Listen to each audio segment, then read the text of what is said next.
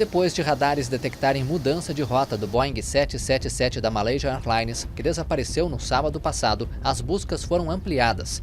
A operação está concentrada no Mar de Andaman. A área fica a centenas de quilômetros do perímetro inicialmente estabelecido. O local é limitado ao norte pela ilha indonésia de Sumatra e ao leste e ao norte pela Tailândia e Myanmar. A aeronave com 239 pessoas a bordo virou para a direção oeste, desviando do caminho previsto entre as cidades de Kuala Lumpur e Pequim. Nesta quarta-feira, o Vietnã anunciou a suspensão das buscas até que receba orientações da Malásia sobre o novo perímetro a cobrir.